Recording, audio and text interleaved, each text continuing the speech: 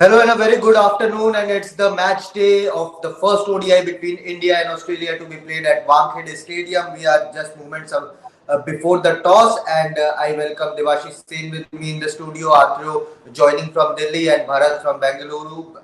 And it's going to be like we can say, it's the final phase for before the in the road to the ODI World Cup that will be played later in the year. I'll start with Devashish.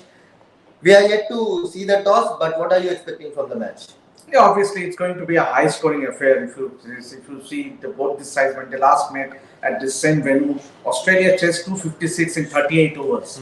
So and here you go. We have the team. We have the team, but we are yet to know what has happened in the toss. I'll start with the Indian playing 11: Ishan Kishan, Shubman Gill, Virat Kohli, Surya Kumar Yadav, KL Rahul as the wicketkeeper, Hardik Pandya captain in the absence of Rohit Sharma for this ODI.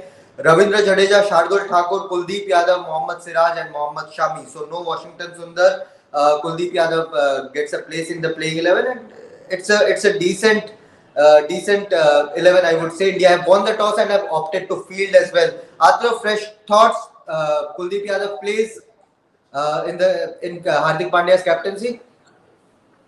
See, in the spin department, especially when you look at the squad, India squad for this series, that 18-member squad, there is a plethora of options. I mean, there are so many options. I mean, I won't be the person who will choose or who will play in this one particular match because there are so many. Who do you drop? I mean, it's a difficult decision to drop to bench someone like Yudhit Chahal or Washington Sundar or and others, Akshar Patel, and so it's a difficult call. But this is something that India will have to get used to because the World Cup is coming up in India. This is the same problem they will have to contend with every day in every match. So now the countdown phase where you have to home in on the right alternatives. So this is for this match. They have gone with this combination, and I think we might see changes as the series goes on. Bharat, thoughts on the playing 11. Happy with Kuldeep Yadav being there in place of Akshar Patel or a Washington Sundar, and also Mohammad Siraj and Shami, the two pace bowlers for this ODI against Australia. Yeah, Kuldeep Yadav is now an attacking option, right? Right. For the Indian team. I did talk to his coach, Kapil Dev Pandey. I think last year I did talk to him. He talked about the kind of changes he's made to Kuldeep Yadav's bowling, like spot bowling, that is making him to bowl on a good length spot rather than he was tending to bowl a little bit short, tending to bowl a little bit too full. I think he's also worked on his run up, so that is why he's getting a little more revs on the ball. If you notice, it's also that slider now. So I think he's more of an attacking option. Obviously, they have gone for Shardul there. There was the pace option of Umran Malik, pace through the air, sheer pace through the air, but speedy fast bowler. But they've gone more for the all-round option. So it looks like among the available options, it looks like a good side. Right, Steve Smith says it's a good toss to lose. Happy batting first because I didn't know what to do. Did the Australian team No, we are still waiting for the Australian playing 11. But thoughts on this playing bowling.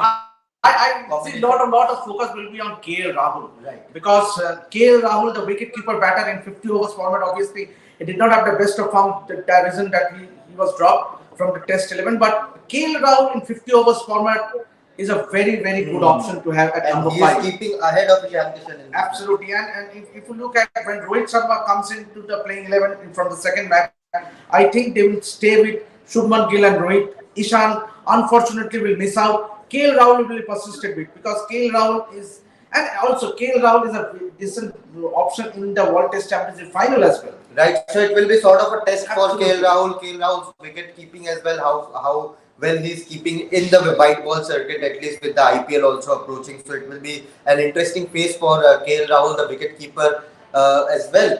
But after coming to you, how big a test will it be for Surya Kumar Yadav in absence of Shreyas Iyer in this ODI setup? We know that Shreyas is out with an injury, but Surya so far has done extremely well in T20Is, but in ODIs he's yet to perform at the same level, we can say. Yes, it's going to be a big test for him because he's somebody we know that who has excelled in the T20 format, but in other formats at the international level, he's yet to prove himself. He has all the potential, all the bearings, all the trappings to come good at these levels, but he has to do it now. Because if you look at his record, it's not very flattering, and it's a different ball game. I mean, when the format changes, requirements change, and so does the output and performance. So, in those terms, it's going to be a big test for Surya Kumar Yadav, because he has to establish himself as number four of this batting lineup, right? I mean, so number four in a 50 over format is a pivotal spot, and that's where he has to establish himself. He can do it. He can do it. I mean, he has done it in domestic cricket, in the domestic circuit. He has excelled in a lot of different kinds of roles. But now is the time for him to prove that he's up to it, that he can establish himself as a reliable number four batter in this 50 over format. So it's going to be a big test for him. Bharat, thoughts on Surya Kumar Yadav? What difference he's going to bring to that number four role when we compare him to Shreyas Iyer for that number four spot? Yes, the thing with Surya Kumar is it would be interesting to see, because at number four you have to play a slightly different kind of game. You can't just come in and blaze away. So what opposition teams, I just saw that during the New Zealand versus India series, is that they tended to bowl back of length, and because he has great hands, they tended to keep pushing at deliveries outside off. That is something the Australian pace bowlers also might have to do. And Shai Iyer is someone in one-day cricket at least. He shifted gears nicely. That is something Surya Kumar has to do. He has to change gears according to the situation in 50 over cricket. Obviously, you have to pace the innings a little more, and then press the accelerator pedal. So that is something he has to do in this series. If he has to bat at number four. Right, so we are yet to get the Australian playing 11, but we have some sort of news from that playing 11. Alex Carey is sick, so he has gone home as per Steve Smith. So Alex Carey is not available for this entire series, not only this match. Josh English is playing. David Warner is not yet fully fit, so he misses out. So Mitchell Marsh will open the batting in this ODI at least. Devashish, thoughts on that? Mitchell Marsh opening, no Alex Carey. Josh English plays a dangerous batter, but David Warner is not playing in this match. Yeah, obviously that it's a kind of a setback for the Australian, because Warner we have expected him to play. But then, having said that, Travis Head he's a batter to watch out for, because if you remember in December when Australia played England, it was Travis Head who was consistent. He scored some 69 first match and ended up in the 152 odd in the final ODI. So he looks to have cemented his place in that opening order, and with the Warner now not available, so it would be interesting who opens the batting with him. That's a tricky call, but And we also can call it could it a help. depleted Australian side, right? After you can And come. also, Yeah, Bharat, yes, you can. it is, because it's a severely handicapped Australian side, especially when you look at the bowling lineup. Because Pat Cummins and Josh Hazlewood, they are going to be back when they play the World Cup. They are going to be back. So this is a sign. This is a sort of kind of a handicapped Australian side. And there is something that I would like to say. This is something that people not talk about that often. That why not Usman Khwaja? I mean, Usman Khwaja Usman was injured, I guess. He didn't pass the fitness test also. No. That took place after the last match. So he's Right. unfit right now. Right. Okay. In that case, yeah, it is going to be. Alex Carey missing out is news to all of us, and Right. David Warner knew that he's going to be a bit of dodgy here and there. But it's going to be an uphill task for them, because it means that Australia will have to go with an experimental side. I mean, they don't know who exactly is going to fit in where, in which position, in which role, and all those things. So it's going to be an experimental period for Australia starting today. And like India, they also do not have a lot of time or a lot of matches to try out new players, try out new combinations, try out or to carry out experiments. So it's going to be one hell of a ride. Yeah, it starts today. Absolutely. We have the Australian playing 11 now. So Travis Head, Mitchell Marsh will be opening the batting for Australia. Steve Smith at number three. Marnus Labuschagne gets a game. Josh English wicket keeper. Cameron Green, Glenn Maxwell, Marcus Stoinis. So all three of them play. Sean Abbott is playing. Mitchell Stark and Adam Zampa. Thoughts on that playing 11, Bharat?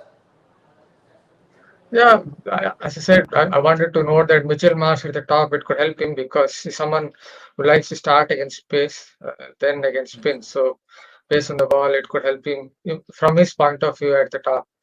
And then obviously they picked all three all-rounders, as you said. Sean Abbott is someone who is traditional Australian type of someone who suited Australian pitches usually.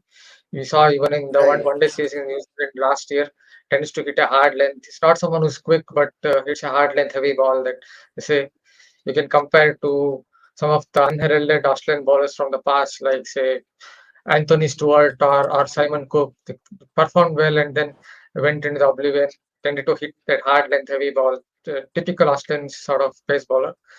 Yeah, English also, yeah, I think he can be useful there. Obviously, three all-rounders, they would be hoping that those three all-rounders can give them that little bit of leverage in terms of power rating.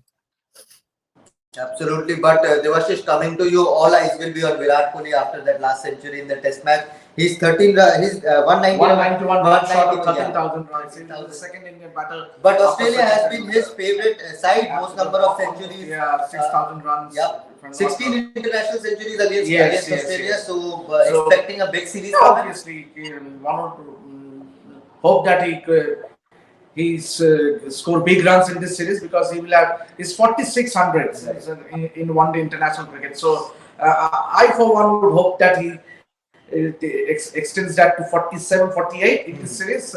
But having said that, talking about the Australian lineup, if you see, Right. obviously, as Bharat rightly said, they have a lot of leverage in that middle order, Right. in which Stoinis, Cameron Green, and Maxwell. Maxwell, someone is again who we would look up to in this series because he's coming back Yeah. after an injury. And also someone like a Cameron Green means with the IPL starting going in for 17 crore and the Scored a first century as well. scored a century. He will be so all eyes will be on Cameron Green, the all-rounder in this series, and we know when he has shown his class in the Test series against India. So very interesting team, and of course, if we look at that Australian playing 11, they have plenty of all rounders in that. They are playing three all rounders. You have a Glenn Maxwell as well. You have Mitchell Stark, Adam Zampa, Sean Abbott. So plenty of bowling options as well, and something which is now the trend in international cricket. Have multi-skilled players, multi-utility players.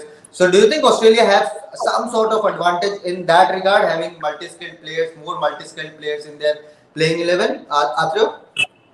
Yeah, definitely they do because they have players who will chip in with at least 5-6 overs and also contribute heavily with the bat, and they are some of them are quite big hitters. I mean, Mitch Marsh, Cam Green, Maxwell, and Stoinis, they can all kick at the boundary, and they can all chip in with a few overs each. So that's a big advantage when you go into a contest like this, which is a limited over game. And Australia are probably one of the better placed sides in world cricket at the moment, as far as this multi-skilled utility players are concerned. Yes, Shubhayan.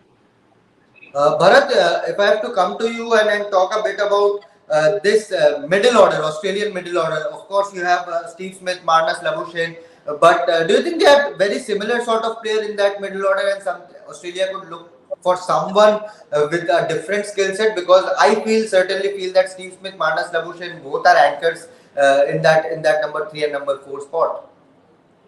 Yeah, we can say that because they kind of play like a similar game, but in 50 hours cricket, perhaps it's kind of suits them because they can take their time a little bit and then shift gears.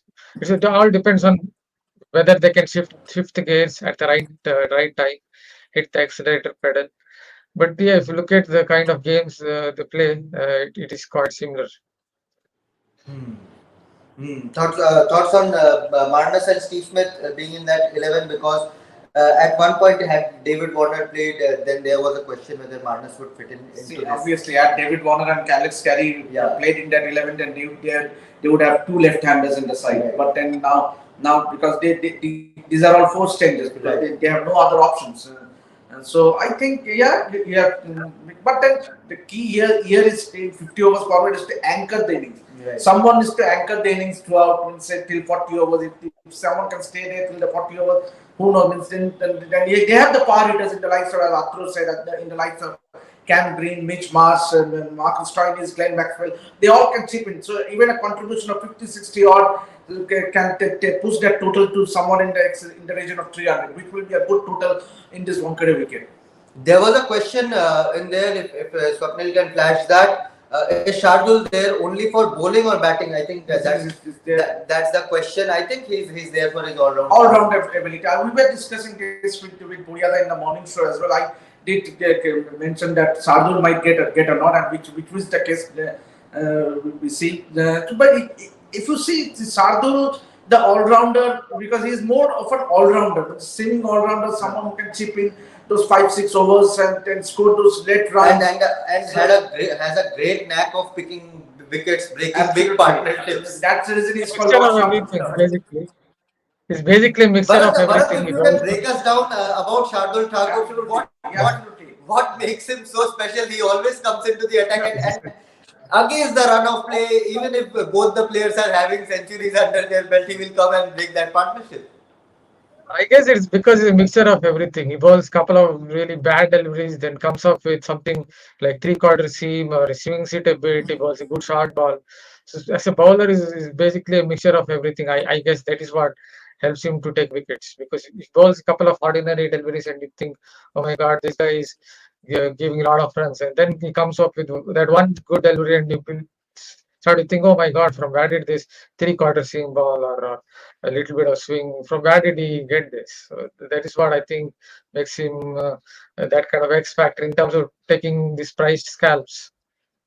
After Shardul, of course, gets this match, but ultimately the World Cup is in India, and we know that when the pitches will tire down, you will have the spinners will have assistance there. So, do you think Washington Sundar will have a case going forward in place of Shardul? Well, it's difficult to say that at the moment because, as Bharat was mentioning, Shardul is is a mixed bag. I mean, he bowled those knuckle balls, and if you remember the series against New Zealand, he was quite effective. I mean, he went for runs, but he also took crucial wickets at important times. So, team management obviously has seen something in him. He can bat as well. So, it's difficult. I mean, see, Washington Sundar. I mean, at best, you are going to play. I mean, how many spinners are going to be there in 11? I mean, 2? If Right now there are two spinners. If we take Kuldeep Yadav, Ravindra Jadeja sitting in the benches. Yeah, 3 more sitting in the bench. Yuzvendra Chahal is waiting. Washington Sundar is there. Akshar Patel is there. So Shardul, I mean, as I said, I mean, in the bowling department, especially when it comes to selecting the spinners, it's going to be a tough call because there are so many who are so close to each other. I mean, nobody's inferior, and some of them are multi-utility players. I mean, multi-dimensional players who can contribute with the bat as well. So it's going to be a tough call, but those calls will have to be made, and it probably also depend on what kind of surface, what kind of opposition you are facing, and those factors will come into play. But it's going to be a very, very difficult call, especially when it comes to selecting the spinners, because there are so many. I mean, there is Chahal, there is Jadeja, there is Akshar Patel, there is Washington, there is Kuldeep. So, I mean, how many are you going to play? If you factor in that Hardik Pandya is going to be medium pace option, then you have 3. You can also pick 3 spinners. I mean, who knows? But as of now, today India has gone for 2 spinners, and that's what they have picked. Maybe bad luck, Washington Sundar, but it's not an easy call, and these are some tough calls that India will have to take. I mean, they have to keep taking starting today. For sure, I would not like to be part of that Indian team management now with so much of talent sitting on the bench. But Devashish, Umran Malik misses out. Of course, there has been so much hype around him, his express pace. Maybe India can use his different skill set in the coming matches, or do you think Shami and Siraj are going to be the pace pair in the No, run up to I the think World Cup? Umran will get a chance if India goes on to seal the series, wrap up the series 2-0. Then definitely Oh, that's a big call, 2-0 against obviously Australia. the priority will be Yeah. to win the Yeah, series. absolutely. Yeah, that's the mindset. That's the mindset of this Indian team. They want to ensure they win all the series. Means be it home, be it away, because that's the body language, that's the mindset of this team. Means priority will be to win the series. Then obviously you have a pool now of 20 odd players, Right. where you can pick the players for the World Cup. Right. So as is the case, the spinners will get an opportunity in the coming matches. But as for today, obviously they want to see the Shardul Thakur. Obviously, I noticed him in Bangladesh during that series, and he gained a lot of weight. So he was taking a lot of rounds, lot of laps round, and also he was recently married also. Yeah. So Hoping for some lady luck. absolutely, maybe the lady luck for Shardul, Lord Shardul. Lord Shardul. But another matchup that's going to be a very key contest in this series with Australia's pace attack missing some of the key names. That is Mitchell Starc versus Shubman Gill in this match. Going to be an interesting head-to-head battle there, and how big a series is it for Shubman Gill? I think Bharat is frozen. Adlo, you can chip. Well, it's going to Is be a big Bharat one. back? Yes, Adlo, please. Yeah, it's going to be a big one for him because he has raised expectations now with his performance, and now it's one thing when you perform without a lot of expectations of you, and it's a different game altogether when you start afresh, when people expect runs from you. So it's going to be a new phase in the journey of Shubman Gill, which has been a very impressive journey so far, and especially keeping in mind the World Cup coming up later this year, and Shubman Gill at the moment looking like a very important cog in the wheel, cog in the Indian wheel, Right. as far as concerned. So every outing is going to be very crucial for Shubman Gill. He'll be studied, he'll be scrutinized, he'll come under the microscope, not just the India fans but also by the opposition. So it's going to be a beginning of a new journey for him. Now he has to. Previously, when he performed, he was not a proven star. Now he is. So now the game changes. So how you deal with that, how you cope with that new expectations and new demands, that is going to be tested. And well, the journey starts today. Of course, all the hype, all the promise that's going to be tested for Shubman Gill. Bharat, Shubman's technique generally is very solid. He's a very compact player, but some of the critics, some of the analysts have spotted one chink, that is the nip backer, the incoming delivery. Maybe Mitchell Starc can exploit that. Yeah, see, Shubman Gill is a kind of player at his best. It depends on economy of movement. Economy of movement is basically he comes forward just enough, he goes back just enough. So sometimes when it doesn't go well for you, when you don't load early on the back foot and your front foot perhaps would be on the move. That is what Team Southie or somewhat in test, more so in test cricket, James Anderson sometimes or Kyle Jamieson. These guys have kind of got it to swing back or nip back into him and clean him up. So basically, someone who depends on this economy of movement. You see, David Govers from another time or whoever it is, they just go back enough or go forward just enough. So when it doesn't go well for him, sometimes perhaps his front foot is on the move.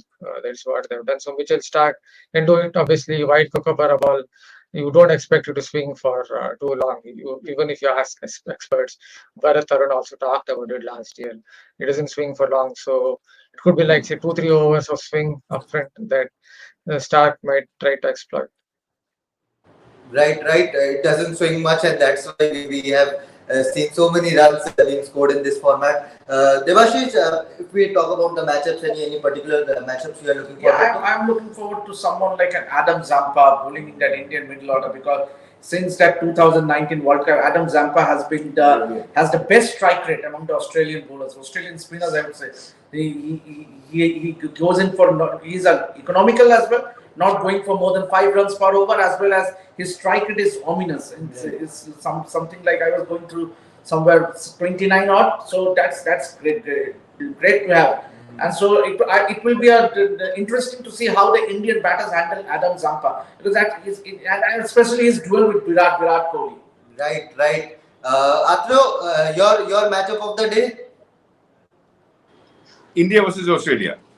I was Best expecting this match. answer. I was expecting this Best answer. answer. Bharat, if I put Having up to you your matchup? Having said that, I agree with Debashish that Zampa is going to be a very crucial factor in this match because he's hungry. I mean, he was not included in the test squad, very surprisingly. And now we also know that Virat Kohli has gone out, has been dismissed against leg spin quite a few times in white ball cricket, especially.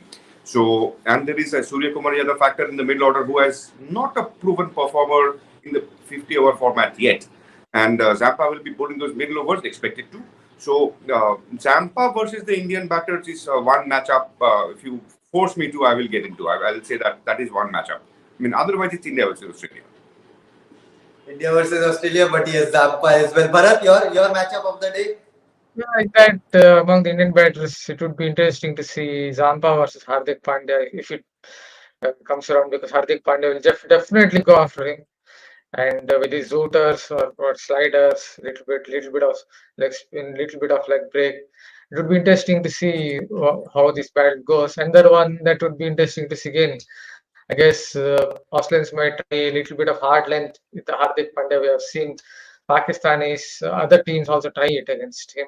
Someone like Cameron Green gets a little bit of bounce on his back of leg deliveries. He might come into consideration. So that would be again somewhat interesting to see. Again, another one obviously would be how Surya Kumar Yadav bats at number 4 against a couple of Australian pace bowlers, because they will again go and try to hit a hard length. Though he's a backward player, but he tries to play a lot with hands. So what New Zealand did was that one slip fielder and try to hit back of length and get him edging outside off. So that would be another one to watch out for. Teams are out for national anthems. Devashish, to close the show, who would be your fantasy team captain? Hardik Pandya. Hardik Pandya. Devashish is going with Hardik Pandya. I think I'll go with Shubman Gill. I'm expecting a big series from Shubman Gill. But gentlemen, final prediction time: India or Australia? India. India. Devashish says India. Bharat? It looks like India, everyone will go off India. So just for take it to one, giving it Australia. Just for that sake, giving it Australia this time. Australia. He's going with Australia. Atro, you are the deal breaker here. India or Australia? Well, what do I have over here? Let me see Australia. Let's make the series more interesting. Okay, so I thought we have you would say one India. big That's one. Okay, I'll make it equal. I'm going with India. So hopefully we won't have a super So over. the studio guys are rooting for India. So it's a studio versus virtual thing now. It's a studio versus virtual thing now. We'll again see who wins this battle, studio or virtual. We'll meet up in the mid session show, and after that the post match live as well. So don't forget to join us. But till then, thank you so much, Devashish, Bharat, and Atro, for joining us, and we'll be back again with our mid-inning show and post live. Thank you so much for joining, and keep supporting us, keep watching Web Sports, and don't forget to subscribe to all the platforms.